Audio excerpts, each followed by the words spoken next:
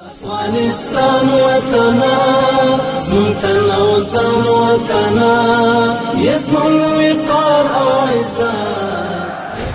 کندهار ښاروالي د خپلو پراخو انکشافي کارونو په لړۍ کې دا ځل د ښار په 9مه ناحیه شپږم ګذر کې د یوې کوڅې د اساسي رغولو چارې راپیل کړي دي. هر صحرا د ښکلې غر او هوا د ښکلې. دغه کوڅه چې تقریبا 600 متره اوږدوالی او 9 متره بردوالی لري 2 هفتې مخکې یې د رغولو چارې راپیل سوې او پاته کارونه به یې د 3 میاشتو په موده کې بشپړ سي.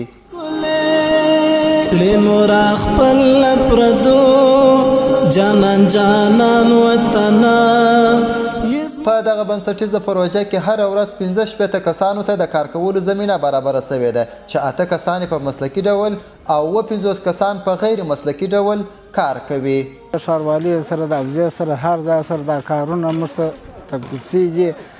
ولس په کار اخته سوی دی، موږ ته زمینه برابر شوې د کور مخ مو جوړېږي. نو موږ ډېر خوشحاله یو، ډېر خوشحاله یو. وطن جوړېږي ځکه چې دغه مشترکه وي. د یادې کوڅې په اساسي رغولو سره د همدې سیمې خلکو زیاته خوښي وښودل او د کندهار ښاروالي څخه یې ځانګړې مننه وکړل. په دا کار باندې موږ خپله ډېر خوشحاله یو. په دې خاطر باندې خوشحاله یو چې ټوله کارګر مو په دا کار باندې اخته سوي دي نه، او بل په دې خاطر باندې خوشحاله یو چې دا کم خلک ځي او راځي رفت آمد باندې کوي. نو په دا خاطر باندې زموږ لپاره دا ډېر ښه دی. دا د دې ملک کامیابي ده، د دې ملک بریا ده. دا موږ 100% کې په دې کار باندې خوښ یو، په دې کار باندې راضي یو. لری غاټول